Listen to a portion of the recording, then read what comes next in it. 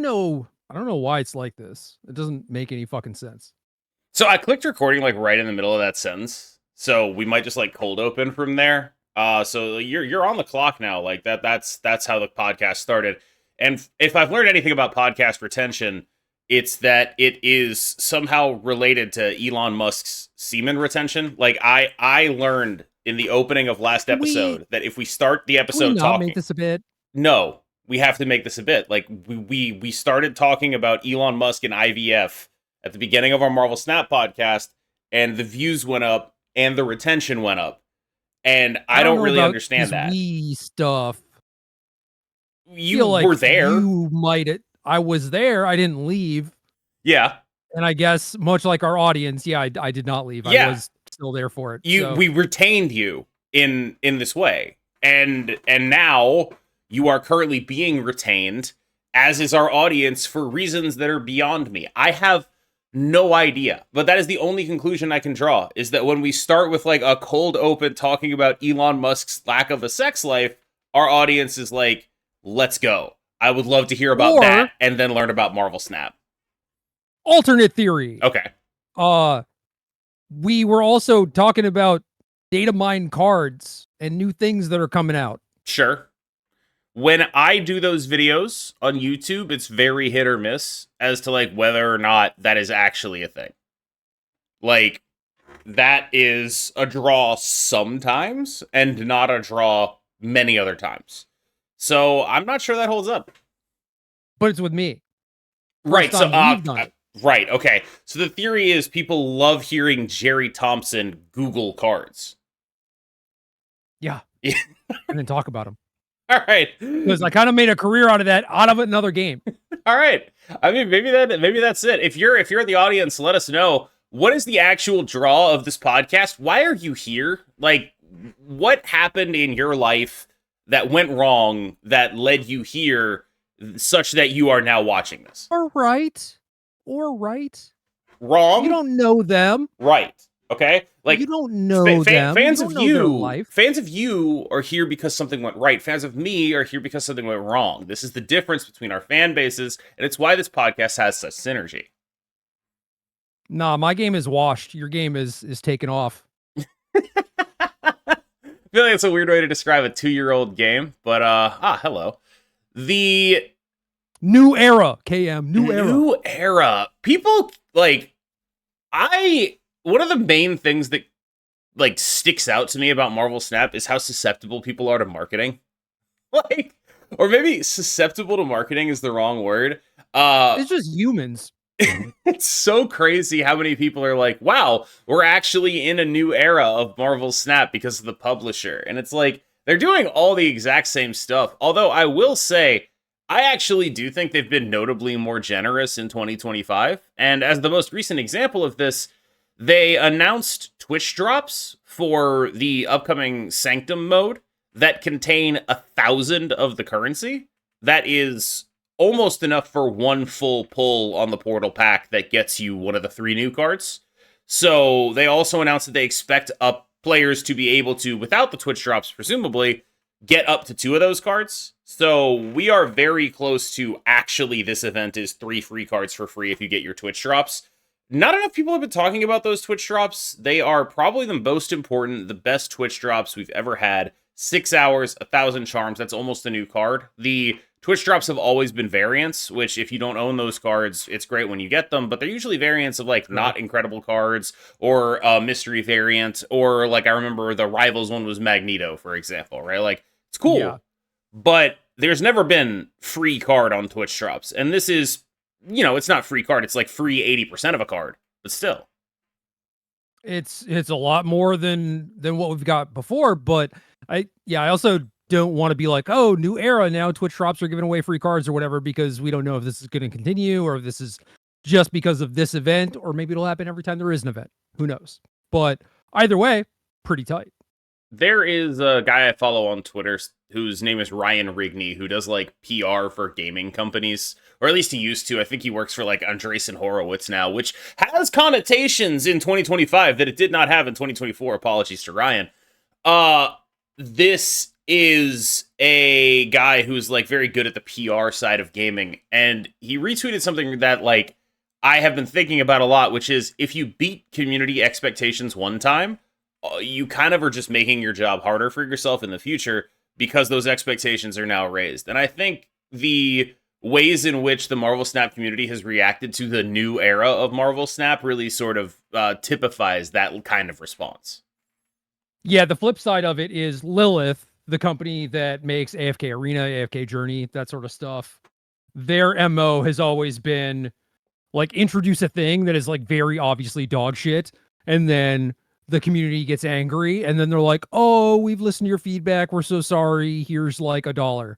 And then everyone's like, "Oh, based Lilith, thank you so much." And it's just like that's how they operate every time because it's just it's massive amounts of manipulation and people always fall for it.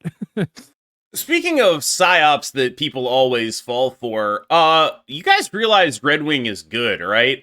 Like, I don't think people are actually comprehending that the card is good. People are like, oh, Redwing, it's the same as Thaddeus Ross. Oh, Redwing, it's the same as Joaquin Torres. No. This card is like an actual good card. I don't really understand what it is that people are freaking out about that makes it bad. I do think that it's like a deeply metagame card where it's like, this card could be very compromised if certain things change about the metagame. Basically, Redwing is good as long as the card, the Infinite, is winning a lane. That's Yes. the theory, the premise of Redwing. And I was a little off about him. I expected him to go in like sort of Dracula dump stuff, and he does do that fairly well. But the main thing Redwing has been doing has been pairing with War Machine Infinite and just being another way to get Infinite down and playing in what we refer to as the good machine deck. Husky Puppies climbed up to rank 3 with it. I actually lost 200 SP, so I'm no longer qualified to talk about anything. I fell all the way down to rank 16. It's just a devastating. My rank has 2 digits in it. It's just devastating, frankly. But I played that deck and I gained like 70 or so SP with it. Like it's legit. This is like a legit actual deck. And I think people comparing this card with Sam, or comparing this card with Joaquin and comparing this card with Thaddeus are going to be in for a bit of a surprise. I think all those cards do have something in common where they all point you towards something pretty specific. Mm-hmm. But in the case of Joaquin, it's like you're doubling up on some on reveals for some one cost things that are probably not that impactful, right? Because they're attached to one cost cards. Thaddeus requires you to put a 10 power thing in your deck and want to actually play it, and also for your opponent to, have a bad draw effectively or a bad deck. And Redwing is like, okay, you got to play some move stuff with it, but it's like an energy cheat card. Like a lot of decks can take advantage of that, but it is generically more applicable than the other stuff that we're talking about. And it's very specific also, where it's like you kind of have to whittle your hand down to like some big cards, right? Some Infinites and Magnetos or whatever. But if you are able to do that and you don't mind playing the cards that are associated with that, that's just good stuff. Yeah, that's kind of like exactly the thing, right? Where it's like the other decks, like Thaddeus Ross goes in Surtur Scar, but it's like the 13th or 14th card, so it doesn't actually make it into any of the good versions of the deck. Joaquin Torres probably does go in Bounce, but Joaquin Torres is sort of like if Redwing came out and the Infinite was not good enough to win lanes. Like if Redwing came out in the middle of Move Bounce era, right? And it's just like, oh, yeah, I'm playing the Infinite, and they're just like 40 power Human Torch, and you're like, I feel stupid. And so like that's sort of Joaquin Torres' spot right now. Whereas Thaddeus Ross, I think I look at him as like a failure on all levels, where this is a card that has a unique and powerful ability that has to be hamstrung because if its ability is strong enough, it ends up creating consistency issues for a deck they basically already seem to despise. Despise because the cards keep getting nerfed, or yes, or what? I just if they hate having Surtur decks be around so much, why do they keep making cards for them? Well, I don't know that they hate it being around. It's just like a little too strong, right? And I think that is where the hate comes from. It's not necessarily like a Surtur thing, but in terms of like why do they keep making cards for them? I mean, it wasn't a thing until these cards were a thing, right? And Thaddeus is maybe the tail end of it, or maybe they thought was going to be like a very important piece to it. I don't know, but Yeah. But I think here's the thing about Surtur to me, right? It sort of typifies the way in which they approach balance, which is to say they take a very large slice of the metagame, right? And if you're taking a very large slice of the metagame, a deck that is just 310, 410, 410, 010, where you are technically a combo deck, so you have obvious snaps, but also you are fundamentally just playing big idiots. That is the exact kind of deck that overperforms in a sample size that is not necessarily full of people who are prepared to play the game. And it's also a deck that like has super hyper specific counters, right? Like, oh, okay, I'm gonna make all their guys go to 9 so that I can prevent them from playing a Scar, right? Like stuff like that. Like that's not, with all due respect, that's not like a rank 70 thought process, you know? That's like a higher ranked thought process. It's not like a top 50% of every players in Marvel Snap is going to be doing that. It's just not going to be how it works. And so but they make those decisions easier too by like buffing Scorpion, for example. Right? Yeah, great Where move. it's like, oh, this is a card maybe you just play because it's like okay on rate. Which and is, then you see interaction and you're like, oh, this is actually great. I'm shutting off all their stuff. So Second Dinner's making it easy for you to figure that stuff out, which is good. Sure. But it's also like there's never going to be a substitute for like, it's always going to be easier to ask the question than it is going to be to have the answer, right? Like that's just how it is in a game like this, where the person asking the question of do you have more points than my 10s and also can you prevent me from playing one for free? Like the answer to that question is overwhelmingly going to be no. And it's not even just like in the Surtur deck where you see this in the hybrid Scream deck. Like if I were to describe the metagame right now, I would say there are 3 cards that have been nerfed that are a triumvirate ruling the metagame, and then Sam Wilson is just in every one of those decks. Scream Doom Surtur? Yeah. That's like 3 cards that have been nerfed, I think, in the most recent 2 patches are, in my opinion, the defining cards of this game right now. I don't know. I mean, a lot of it does have to do with scaling, right? And how well those cards scale. Yeah. Compared to the things around it. And yeah, I mean, Sam does kind of facilitate all that stuff.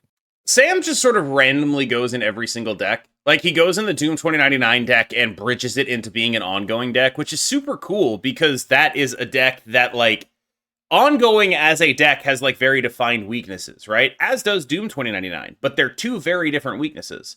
Ongoing's weaknesses are, like, Enchantress type stuff. Doom 2099's weaknesses are, like, Afflict type stuff. And you can cover those weaknesses because the Doom stuff sort of covers Enchantress. Like, if you're playing Doom, it's like, nice Enchantress, I don't care. And if you're playing Afflict, you can actually play Luke Cage in the ongoing deck. And so Sam Wilson sort of bridging those strategies together is really, really crucial, right?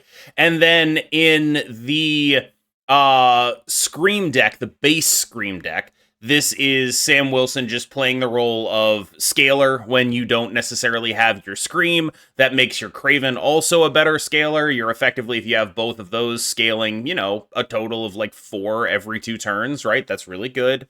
You have the additional ability with that card to bridge into being a combination Scream Surtur deck because he enables you to play stuff like Cull Obsidian and basically always have a 1-drop for him to go on. Like, I kind of wonder about the future of this card existing. Like, what's got to happen to Sam Wilson?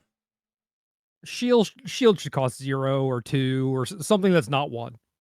Why would that help? Cull Obsidian. Oh, you think just like straight up take away the Cull Obsidian interaction, be like, you can't get this for free? I think that, I mean, a lot of the changes that have happened to Surtur have been in the surrounding cards also, not even so much as like Surtur itself or Scar or whatever. It is just like, well, now we just have like a plethora of 410s. Yeah. That are pretty easy to play. And now Cull is just comically the easiest one. It is the thing that feels like okay the most about the silver about Sam Wilson, where it's like, all right, I don't know why you do this. Like, there's not really like a flavor justification. This is just like a pushed ability. But he's also just like in every deck that isn't playing Cull too. I know. I just think that dings Surtur a decent amount. I also think it'll ding stuff like Zoo or whatever, but like obviously I've played against Zoo far less than I've played against random Sure. Cull Obsidian Surtur decks. So sorry Zoo for the L, I guess. So here's a question though: what if you made the shield able to be destroyed? Mm. I mean, yeah, like then you can Killmonger it or whatever, and I think that is fine, but not great. I would much rather just because I'd much rather just take away the Call Obsidian interaction, force them to play more ones instead of being able to play like 4/10s and an arrow and a scar and like even like a 6-drop if they wanted to. You know, it's just too much. So, Sure. like, yeah, Killmonger does give you like a little bit more counterplay, I guess, but would that even help? Like, would there be like Killmonger mid-range decks that show up, or like, Destroy is going to be 45% win rate in Well, perpetuity, probably even with that. So yeah, I think it's interesting how decks like Destroy or Mill, for example, sort of get like they get like almost passive seasonal buffs depending on what everyone else is doing because they're priced into playing stuff like Killmonger. So when the meta is good for Killmonger, it means they're better. But when the meta is bad for Killmonger, it means they're playing a card that they have to play that isn't very good contextually, that other decks are not trying to get in there. And I think there is like something really fascinating about metagame positioning in that way that I think with Mill is the most fascinating, where it's like this is a Shang-Chi Killmonger deck. And it's also extremely good at winning Iron Patriot lanes. And so when those things are super relevant, it is the best deck in the game. And then the second those things become like, if other decks are not going out of their way to make those cards get in their deck, then suddenly, immediately, the deck falls off. right. Yeah, because like what else do they really have going for them? Yeah, You know, like that like is their thing. yeah, they're not going like the tallest among all the decks out there. It's not like the disruption is like super impactful against a lot of people. Like, okay, yeah, you are, yawn doing me maybe twice and like Zemoing me or whatever, but like, does that actually matter against most decks aside from your own individual cards getting a little bit better? No. Yeah. So they need another like kind of hook, basically. Another thing that they are good at. Yeah.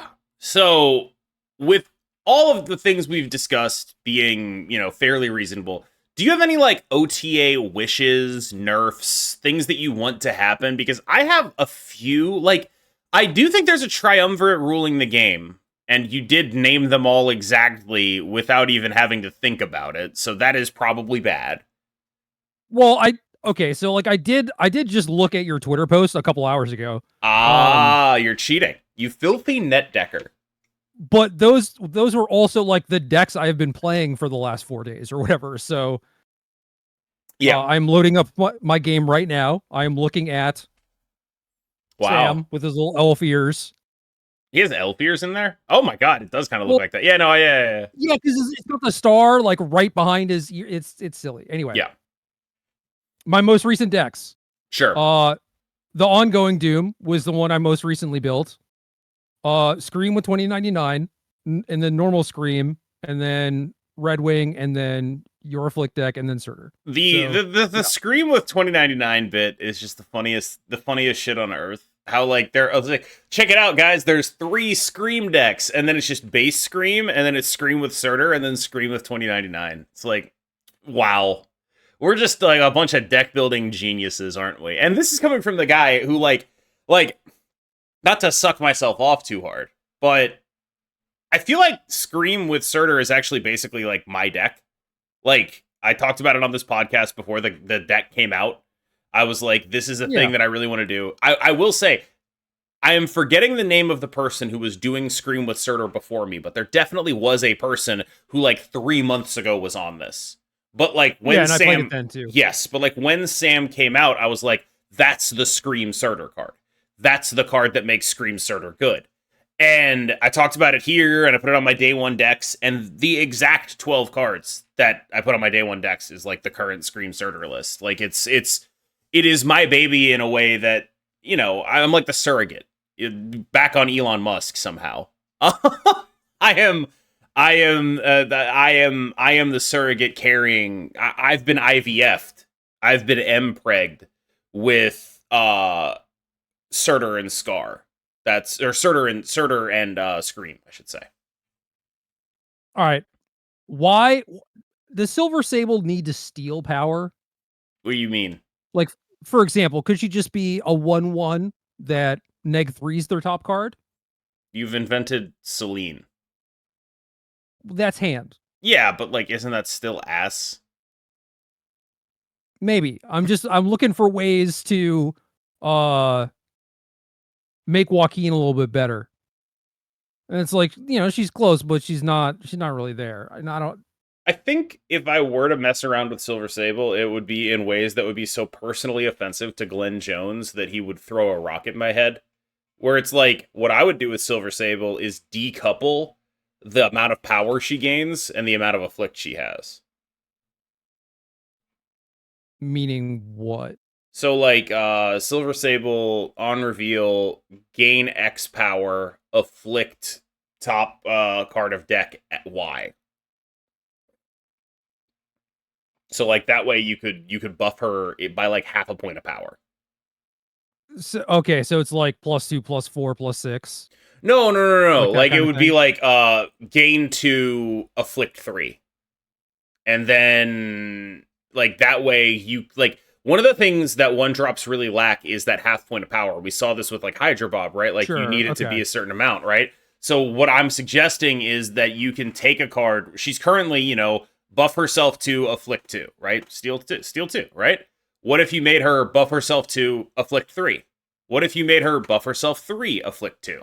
Like, I want to have that ability. That's what I would do if with Silver Sable, where it's like, I want to have the ability to fine-tune this card, because it's the one card as a 1-drop that I think we actually have the opportunity to get half a point of power on. We don't have any other cards where I have this opportunity. About 1/1 +1 afflict 3. Right, that's probably worse than the current.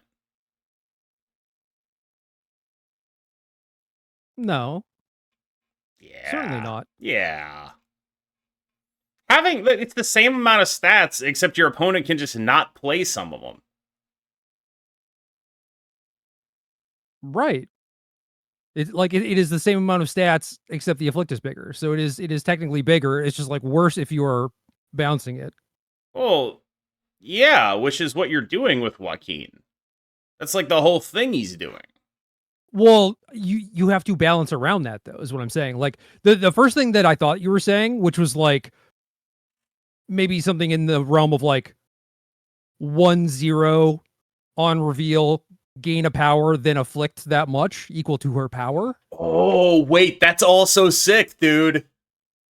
That's what I thought you were saying. That's also and I was sick.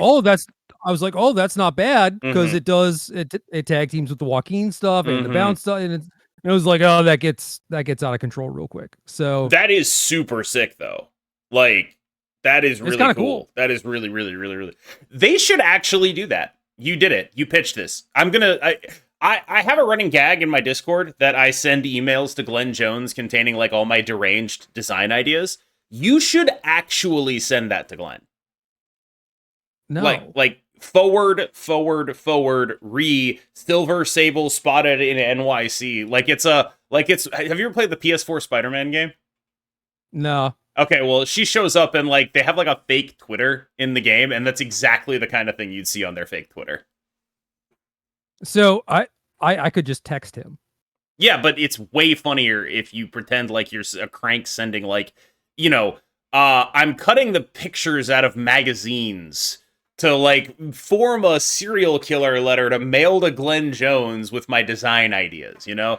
That gag I think is way funnier. I do know where he lives, yeah. Right, exactly. So what I need you to do is find the nearest copy of Cosmopolitan, okay? And then just, you know, okay.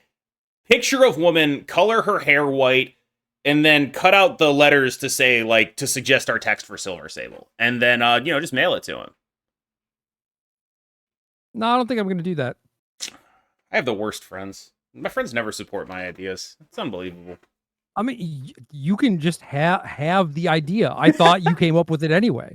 Yeah, no. You could just tell him. Yeah, no. But my only methods of communication with him are like ransom notes. You know, we don't really talk like that. You're more likely to have an issue of Cosmopolitan lying around than I am. I'm just saying. Am I? I mean, like, I don't have one, but like, what about me makes me more likely? What are you trying to say? Well, because I'm like -% to have one. Sure. I am, I believe, 0% here, but I mean, I do live with the woman, so that does make me more than 0%, I suppose. Yeah. Do people even read magazines anymore? Dude, I used to read magazines all the time. Yeah, it was so tight. Yeah. I used to steal the cards out of Scry magazines. I mean, are you familiar? Legit. Are you familiar with Scry? Oh, yeah. Oh yeah. I used to like sneak into bookstores. I keep in mind, I'm trying to figure out exactly how old I am when I'm trying to remember this stuff. I want to say under 13. Like, I was gonna say 12. Yeah, like that's roughly the age, and just be like, they're covered in plastic, right? And inside is like, a deck for a card game you've never heard of before, or a promo card for a game you're never gonna play, and just be like, and it was never good. It was always ass.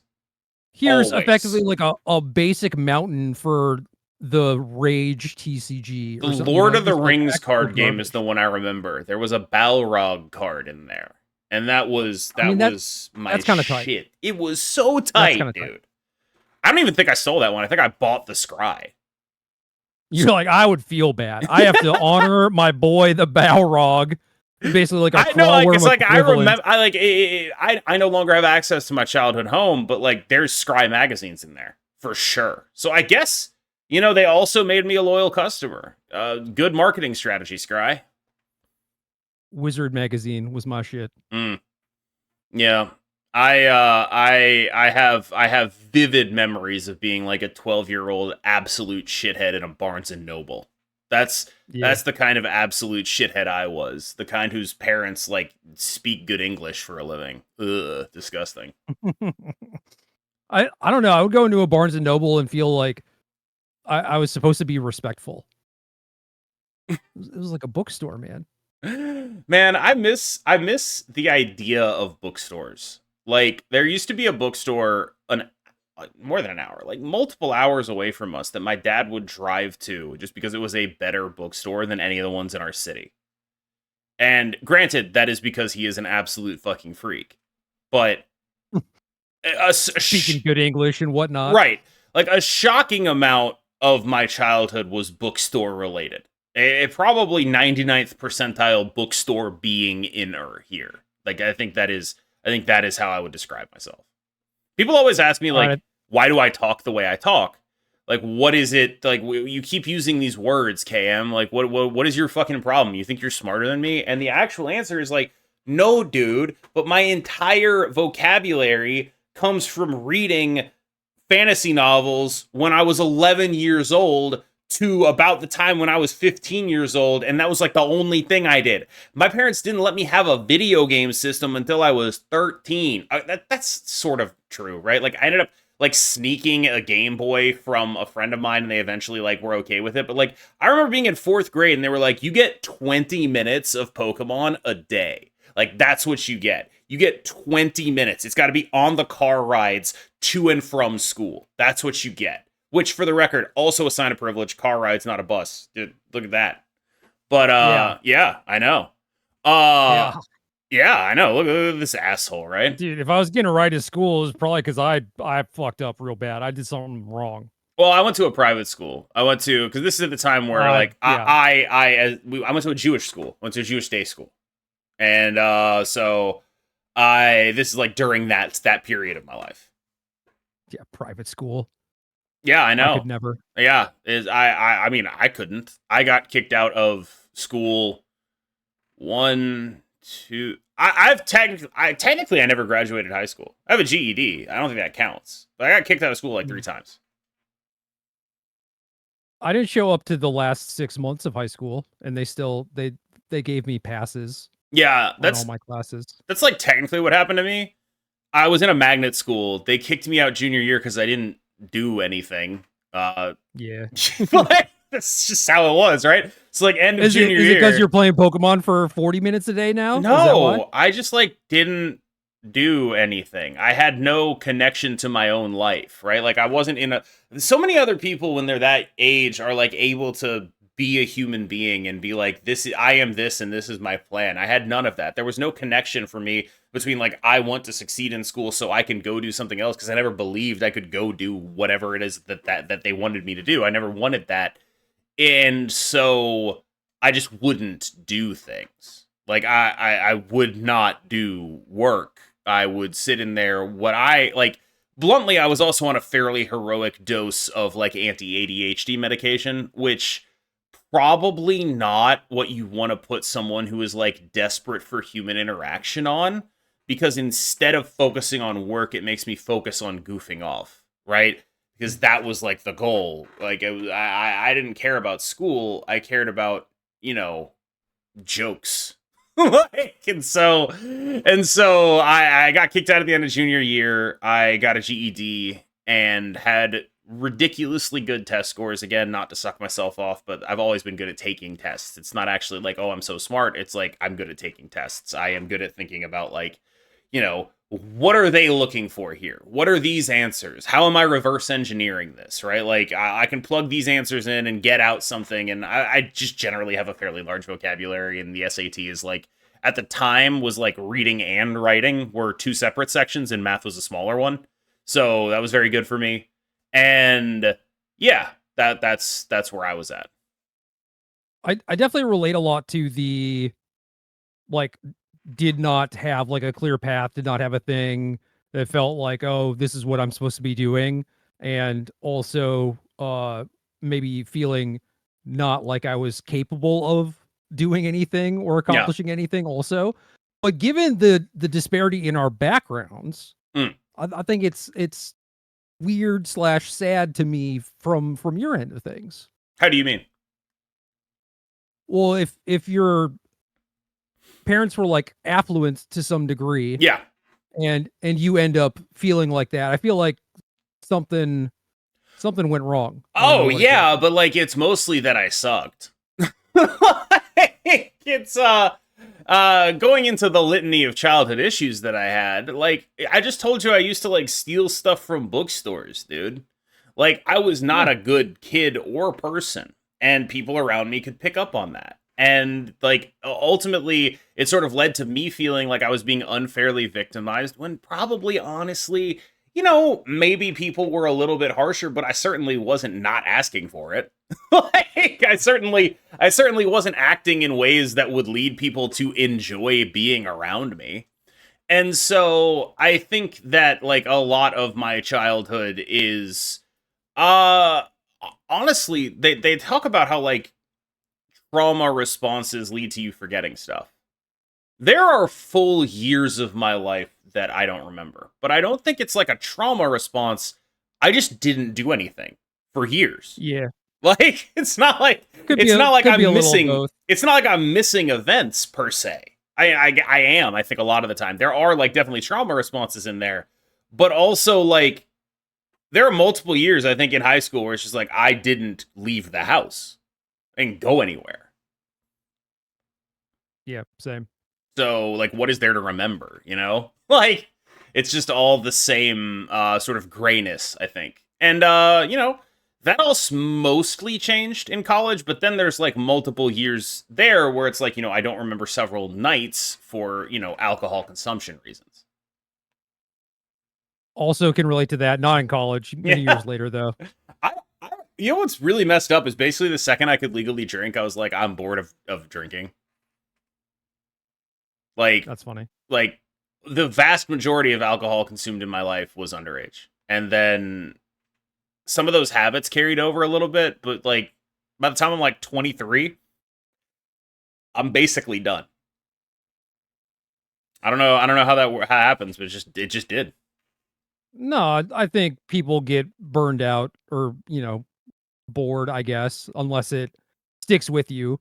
But like, it sounds like you grew out of it / found some sort of meaning or something, right?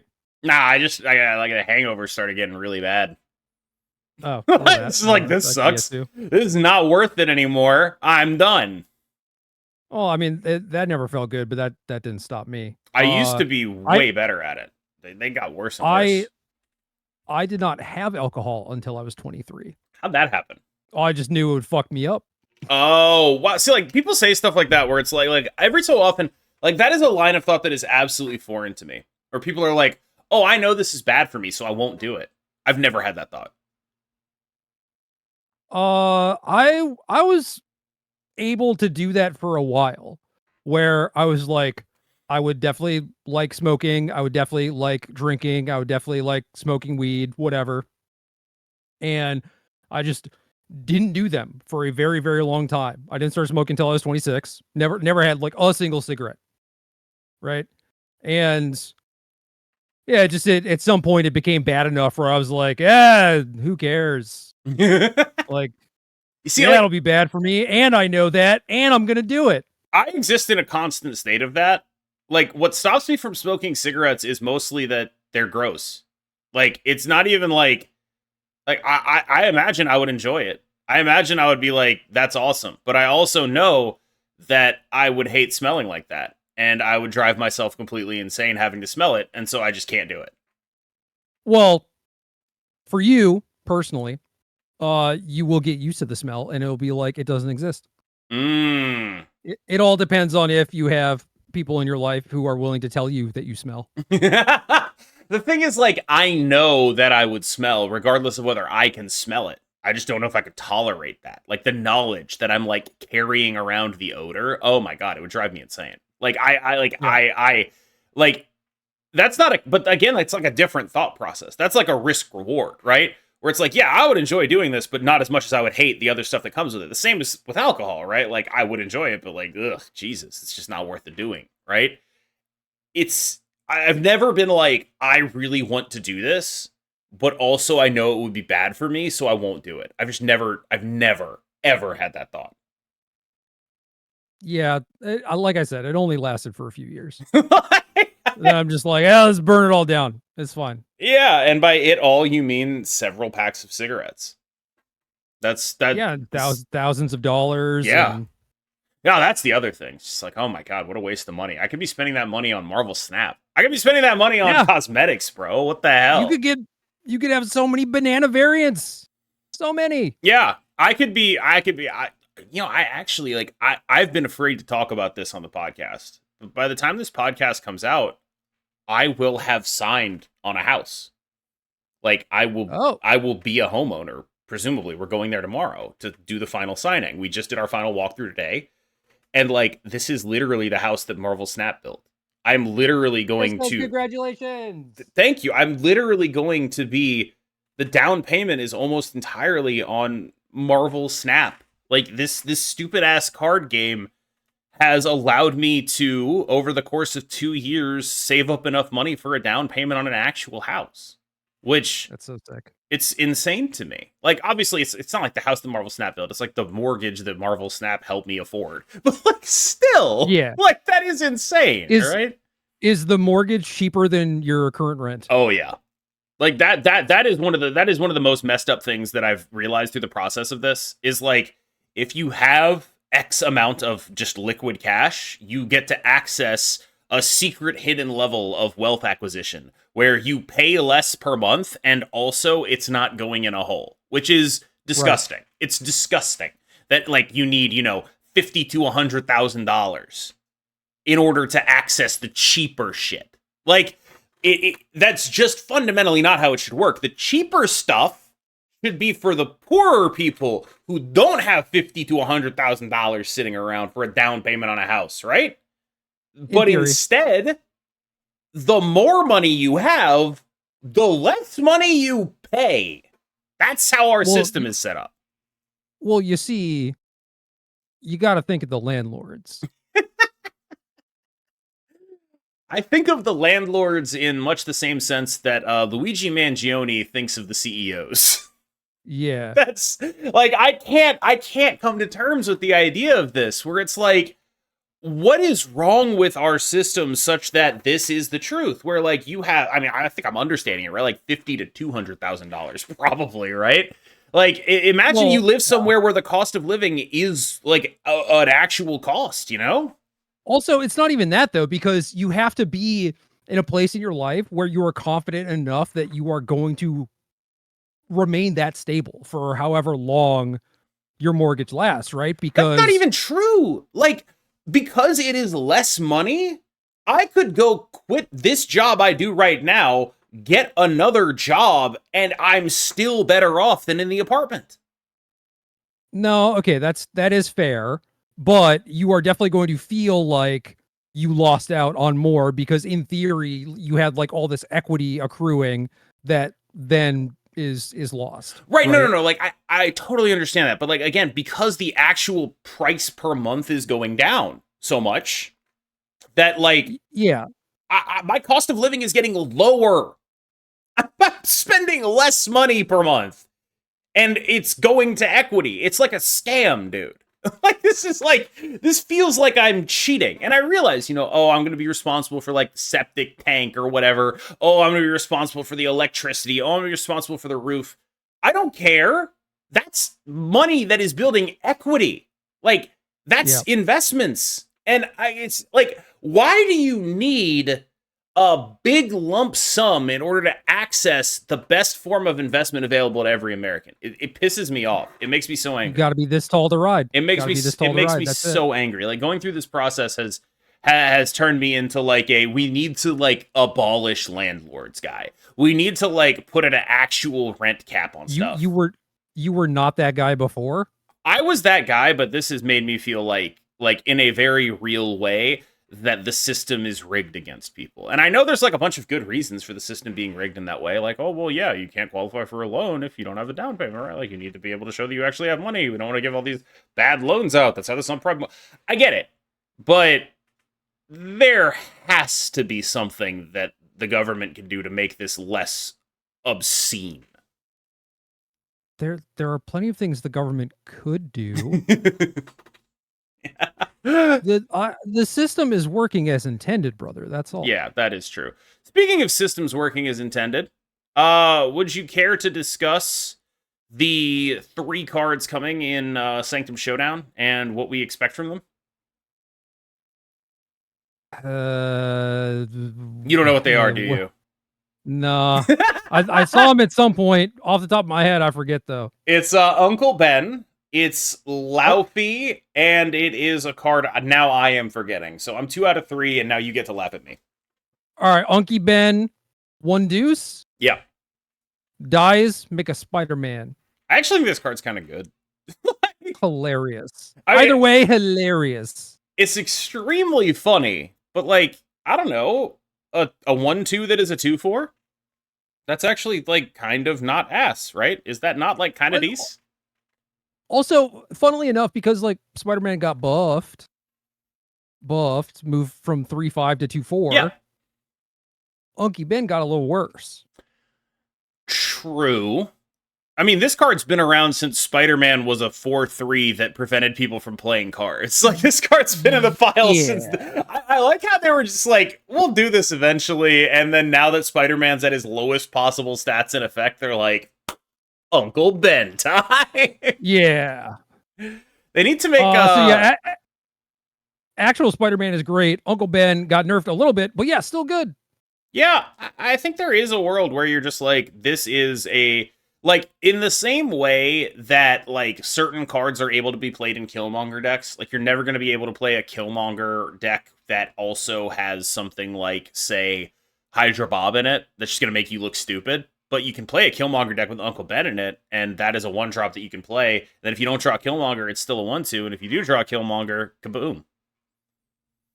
I love the usually very poopy, like Mockingbird Death mid-range decks. Oh god, I love them so much. Oh my god. I love them, and it's just like, oh yeah, 2015, like that's my jam, you know? Like that is my location power spread. 2015. And I mean, let's go. Yeah, but and like, hey, maybe you killed one of their ones, maybe you Red Guardianed them, so maybe it's basically like 2020. Yeah. We play, like, I am a fan of the mid-range archetypes that are just like, I don't know, here's like my big idiot that I discount, here's like my tech cards, here's my other idiots I discount. They all seem to rotate around Mysterio, like, just because Sasquatch Mockingbird ends up being like, they're all just like Mysterio decks. Did you know, by the way, I Red Guardianed the correct Mysterio and it still turned into a guy the other day? I didn't know they fixed that. I lost a game because of it. Devastating.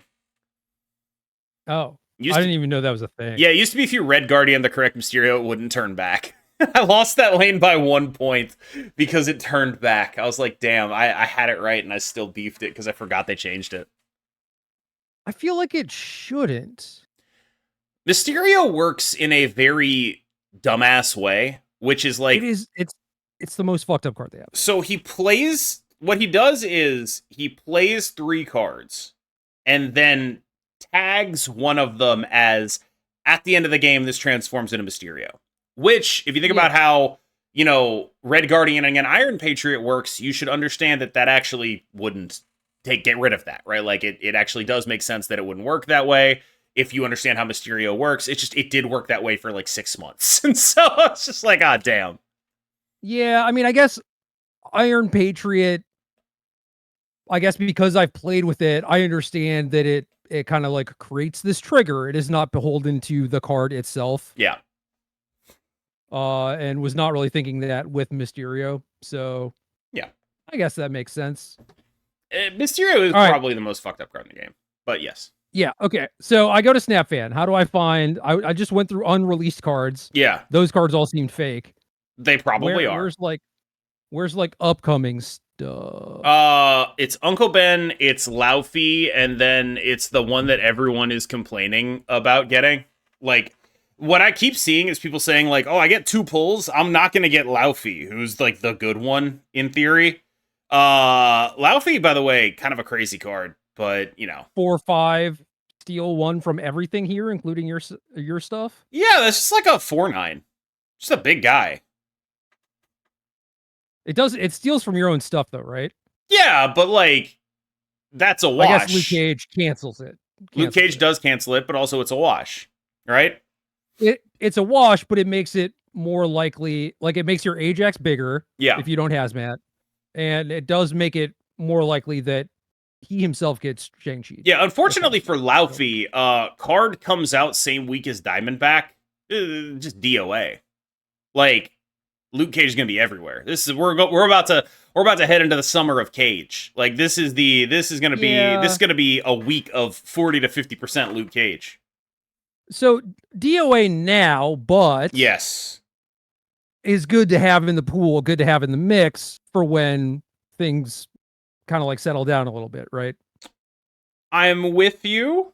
Like, that all makes sense, but also it's a yikes ass week for what it should be a good card. I mean, in theory, I like it when they release stuff that works well together, like right next to each other. Yes. This is one of the ones where it has like the clear counter.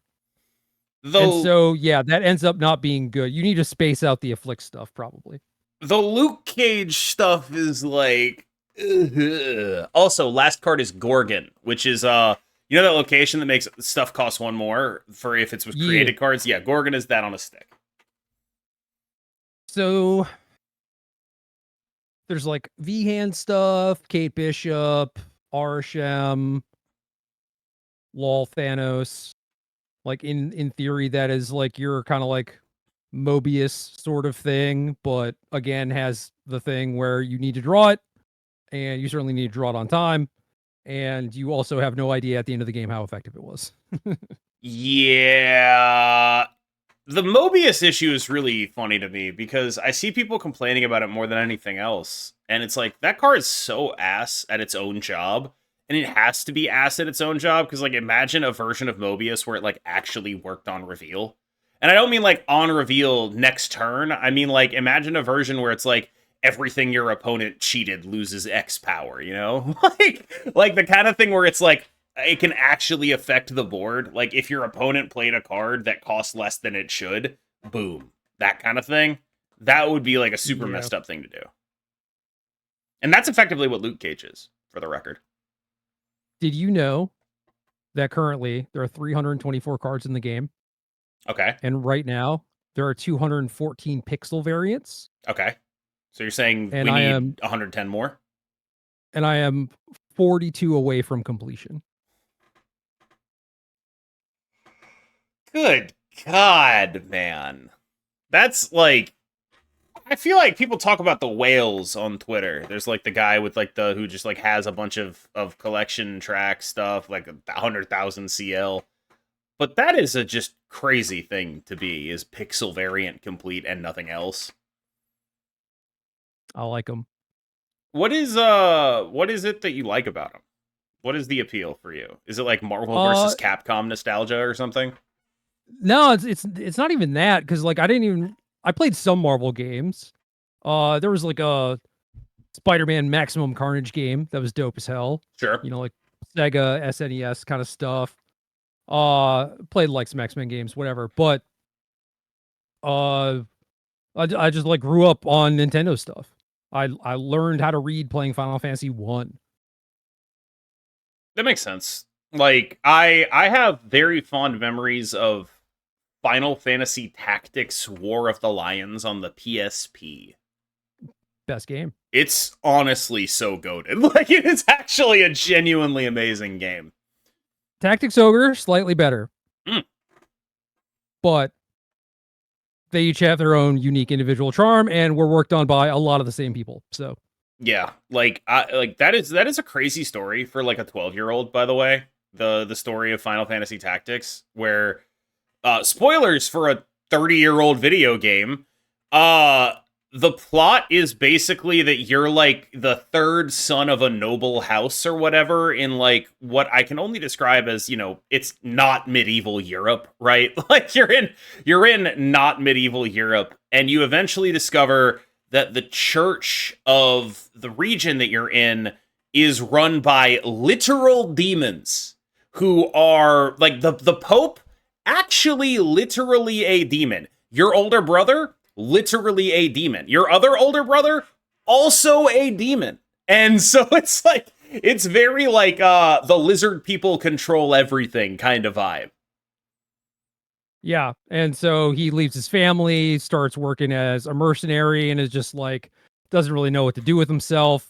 Eventually finds purpose. His best friend was like, he was the rich kid, right? His best friend was a poor kid. Yeah. And they kind of like split off at some point. And his former best friend is doing like, you know, class consciousness warfare sort of stuff. Oh my god, like, yeah, no. His former best friend is like a communist revolutionary who eventually becomes the king, and like gets credited with all of the things that the main character actually did, and then eventually marries the princess, and then the princess hates his ass so much she just stabs him. And that's the end of the game. She stabs him. Yeah. Yeah. It's just like, it. Like, what was the message there? Rich people bad. Yeah. Not wrong. Not wrong. I'm leaving that sneeze in there. I think both Delita and Ygraph at different points said "fuck landlords." I mean, you've seen like there's a famous Ygraph like edit, right? Where it's like, if a rule only applies, if the rule is subject only to fines, then the rule only applies to poor people, right? That's actually not dialogue in the game, but it's like it does have that vibe. It is likely the most seen thing from Final Fantasy Tactics. Also, while we're on the subject, fuck Ygraph. When he turns into a demon, like, that fight is the hardest fucking fight in the game if you forgot to level up Squire. Like, if you didn't level up the Squire ability that, like, stacks you +1 speed, +1 attack, he will outspeed you the entire fight. When he turns into Belias the Gigas. What a piece of shit. The one that got me was when Ramzo was trapped behind the gate against Gafgarian, because I was always trying to... Oh, that's a good one, yeah. I never had my character at, like, oh, I max Squire, so I'll keep him at Squire, right? It's like you always move on to the next job. Yes. So I was at like brand new chemist Ramza or whatever. And it was just like trapped behind there, just getting blood sorted to death. It was just like, this sucks. The one where what's the Valley one where you're rescuing the princess or whatever from the gallows? I remember that one pretty distinctly too. Yep. And then like later in the game, you just sort of like everything sort of becomes trivial because your Ramza is overpowered and you get Sid, and Sid is just like the world's most cracked Dark Knight. Or not a Dark Knight, whatever the good version of a Dark Knight is. But like he's just like absurdly cracked and he has like his magical Excalibur sword, and then like the game is trivial. But you know, that's Sid cracked. It's a good game. It's a really good game. Good ass game. Agrius is my favorite. That makes sense. I got some Agrius stuff around here somewhere. Oh, that's nice. But yeah, like one of the things I distinctly remember about the art style of that game is everyone has giant hands. Everyone has like just enormous gauntlets that are like half the size of their body. It's so sick. Oh, what is this movie? I'll tell you about it later. Remind me to tell you about the movie. All right. Everyone loves hearing that on a podcast, which is ostensibly about Marvel Snap, but just hasn't been forever. What do we actually want to talk about these cards, or do we just like want to give like Laufey good, Uncle Ben probably good, Gorgon probably shit? Is that really like? Do we need to go into more detail? Like, realistically, I think that you don't need these cards right now. Yeah. I don't know if that helps you or hurts you or whatever, but like these are things that you can pick up later. I mean, ideally, hopefully that the system allows for that to some degree, but I can't really think of a place right now where I'm like, oh yeah, definitely need this thing. Like if you are a collection person, if you're like a completionist, yeah, definitely try and get them, right? But like I don't think you're gonna be missing out, but like these are good to have on your account for sure for maybe somewhere down the line. It is weird how Marvel Snap, like not necessarily on purpose, but like kinda on purpose, pressures you to like buy cards in this way. Where like anytime cards are available for anything other than money, you just feel like you gotta go get them, because what happens if they're the next broken thing and like you won't be able to afford them later? It's like a sale almost, right? Like you gotta. I buy so much crap on sale. Like January, December, terrible for me. I have so many clothes, right? Like this shirt, half off. You know, that's just how it works, right? Like that's just what I do. And I did just buy some clothes because they're on sale, but in my defense, I haven't bought clothes in like 5 years. So that's crazy. I'm only just now resizing for the size I currently am. I started losing weight because I was like, I have these pants that I just can't fit into. Good news, I can fit into those pants now. So you know, got that dude. You can fit into the pants. Get in a house. I know, it's crazy. Everything's turning up KM. Other than my rank, which, again, lost 200 SP yesterday.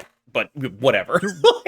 Rank 16? Yeah, I was 8. I was a single-digit gamer, Gerald. Okay? This matters to me. It's crazy how so many things in my life can be going well, but if, like, my rank is going poorly, I'm just like, this fucking sucks, dude. What the fuck? Like, dude, I think as of today, I'm rank 85, like actual 85, like not infinite, like the red glowing button,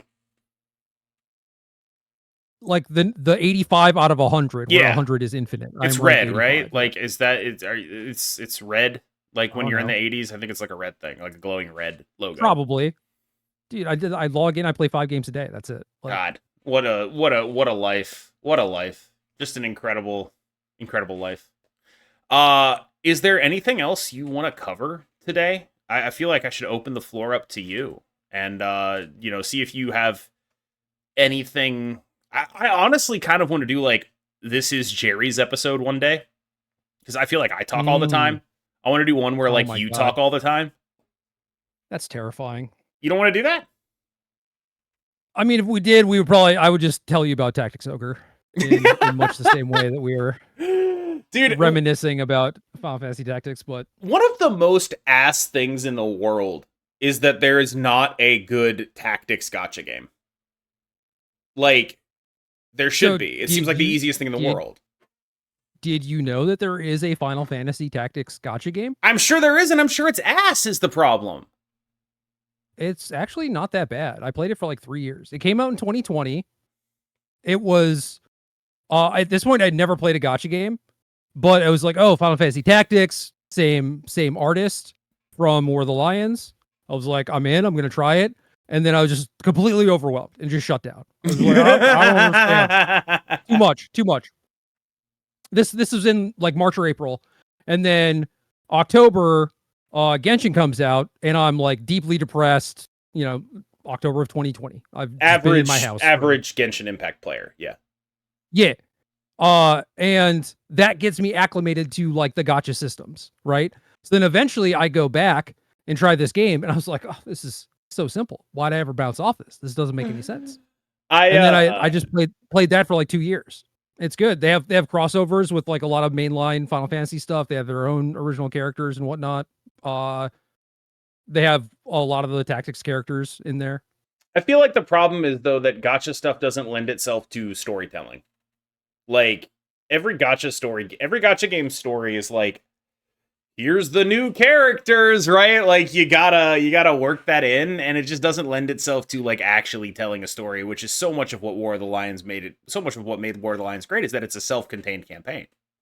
So this did have that, and I think it was kind of more so like it telling the story and then releasing the characters from the story in a lot of instances. And it got to a point where I did start skipping the story because it was just like, you know, it's year 4 of the game or something. And it's just like, all right, this is kind of nonsense. Now there's like some big evil alien and there's time travel and just like all this garbage, right?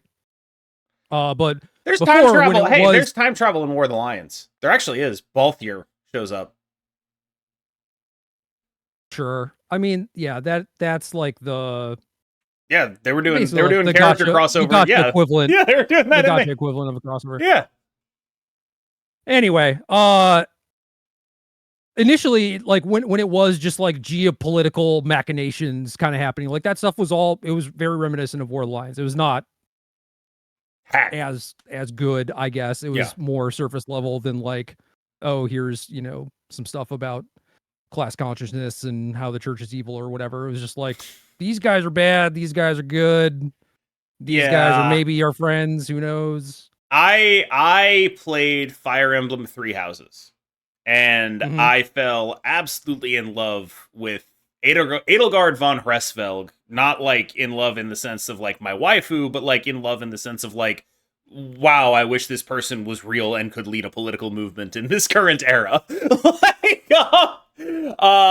But the overall thing I took away from Three Houses, like, wow, this is an incredibly well written game. There's a bunch of amazing stuff going on. This is really compelling. And then you read interviews with them, and they're like, we don't really know why people like this game so much. They're just like they just sort of like accidentally stumbled into an incredibly compelling argument over like what the game is fundamentally about morally and ethically is it ethical to lead a war to overthrow a system that is unjust and punishing people? Like, how many lives have to be lost in your war to make it not worth doing to overthrow a system that is fundamentally unjust and evil, right? And one of the things that, like, on a side note, they get really, really, really hilariously wrong in this is they're like, okay, so we're trying to write Edelgard to be like an unjustified villain, right? We don't want her to, like, she's the bad guy, right? But they make her like strictly factually correct about everything. The world actually is governed by lizard people who are explicitly keeping humanity in the Middle Ages because they are afraid of human potential. There are people in villages everywhere dying of curable diseases. All of the nobility is like getting experimented on with demonic magic. It is a system that serves nobody except literally 4 lizard people ever who run the church. And then the game is like, actually, she's bad for doing a war about that. No, it's every Marvel like story or whatever thing too. I was watching Falcon and the Winter Soldier, whatever. Yeah. The show or the movie? The show. Falcon and the Winter Soldier. Yeah. And it has the Flag Smashers. Yeah. And I remember the original Flag Smashers story from the comics or whatever, and it was just like, oh yeah, like these people seem great. What? Like I don't get it. And then for the show, they're just like, oh yeah, we want to break down borders, but also we're just gonna like bomb and murder a bunch of innocent people. It's like that doesn't really jive with like what your supposed end goals are. It's the Killmonger thing, right? Where it's like, yes, it's just like, oh no, yeah, this guy knows what's up, and it's like, oh, people like him. We gotta make people dislike him, so we'll just make him murder a bunch of people. It's like that doesn't really seem like a thing that he would do. And it's like, well, yeah, but we need you to dislike him. So yeah, like it comes up a lot in movies because I think there's like a disconnect. There are two types of people. There are people who look at a movie and they're like, why was it written like this? What are the authors of this movie trying to say? And there are people who look at movies as like, I guess, documentaries of real life, where it's like, this is just a factual presentation of a story and it doesn't exist in any kind of context, right? And so with Killmonger or the Flag Smashers, like when people are like, hey, why did they write it like this? Like, that's a question you do have to ask, I think. And I think like the Fire Emblem thing is really funny because when you ask them like why they wrote it like this, they don't even realize the implications of their own writing. Like they're just like, we shit out a Fire Emblem game every 2 years. Like, what do you mean? Like, why did people like this version of our slop? I don't get it. And they had no idea what they were doing. They had no idea they were creating like a layered and nuanced antagonist. They had no conception of it. They were just like, yeah, I don't know. It's like a giant lady in armor. She's like the female version of the Imperial enemy from like one of our earlier games. And they just accidentally like made her correctly assess the state of the world. Yeah. Like, and then we're like, please dislike her. And you're like, no. Yeah, it's just like, wait, I'm supposed to not like the person who correctly understands that this system is deeply unjust and weighted towards the wealthy and powerful? I'm supposed to not like the class traitor? Come on. That's effectively Fire Emblem Three Houses, baby. Yeah. And for the record, I know people are going to say this in the comments. Yes, I have played multiple routes. I didn't just do Crimson Flower. Get off my back. That's also Claude is basically the people talk about Claude's route being the best route, which it probably is in terms of gameplay, but in terms of outcomes, Claude is only able to achieve the outcomes he achieves because of the war. There is no ability for him to achieve those outcomes without the war. And the argument that Claude's route makes is like, there is a better way. But the only way he is able to achieve what he achieves is the war. Which, if you're not willing to do it, you're never going to achieve what he achieves. He was lucky someone else was willing to do it so he could win it and achieve what he achieves. I don't remember how many routes I played. It was at least one. Mm-hmm. But it could have been upwards of like 2.5. Okay. And I don't remember really much of anything about it. Do you remember any colors? I mean, I know that it was like OG Pokemon basically, right? It was like red, blue, yellow. Yes. I'm trying to like jog your memory in terms of what routes you played.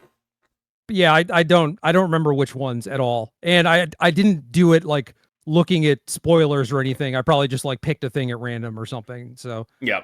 Not as formative of memory as like the tactics games, which I played multiple times, each of them. So I really love Three Houses, and it's really sad that Fire Emblem has no idea what made it compelling. Like that just, it rocks so hard. It's one of the coolest things ever to just be like, why do people like this slop? I can't figure it out. Yeah. Yeah, like, they should maybe actually work on that and figure it out, because clearly it's like, even if it's accidental, like you have some talent, you could actually just make compelling story on top of like pretty satisfying gameplay loop, right? Because people come back every 2 years and it's like the same type of crap. It's the same damn game. And like every other game you play in Fire Emblem, you're like, you know, this just doesn't hit the same. Like, it's just Yeah. it's just like, oh, the bad guy, it's the bad guy. He's evil and he's doing bad stuff because he's evil. Anyway, Ooh. like tactics gotcha game. Did you try Sword of Convalaria? I did not. I've never heard of It that. it came out like 6 months ago. I think they just had their 6-month anniversary or whatever. I played it for like an hour and was like, this sucks. The only tactics gotcha game I play is Marvel Snap. I mean, that's legit. Yeah, like it actually is like kind of a tactics gotcha game. It is. Yeah. Yeah. It is kind of why I like it, honestly. I'm into it.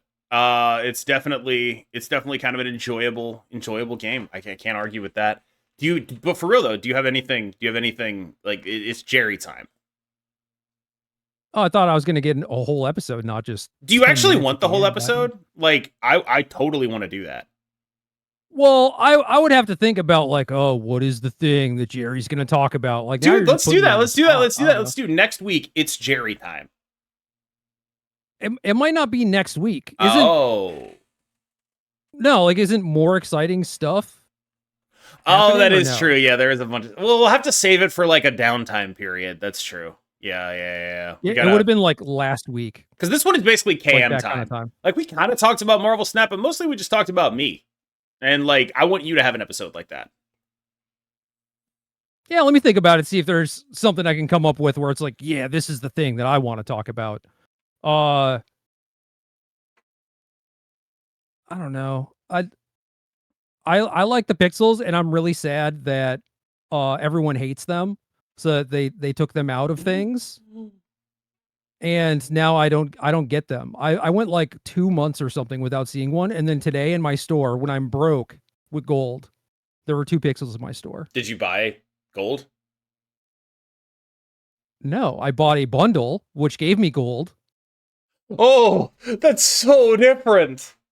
Oh no, twist my arm and make me buy this Ghost Spider variant that I was already eyeing. That comes with 3,000 gold. Anyway, Thor and Invisible Woman, and then I updated my little notepad file, and I was like, oh, recounted them, 42. That's insane. You're an insane person. I like them. I understand that people don't. I don't like the Dan Hips for the most part. The gore that just came out, badass though. It is. All right, y'all. Thank you so much for watching. Thank you so much for listening. I've been KMBest. He's been Gerry Thompson. And thank you all so much for your support at this time in my life. It feels like I need to be thanking you guys way more than I do. So thank you.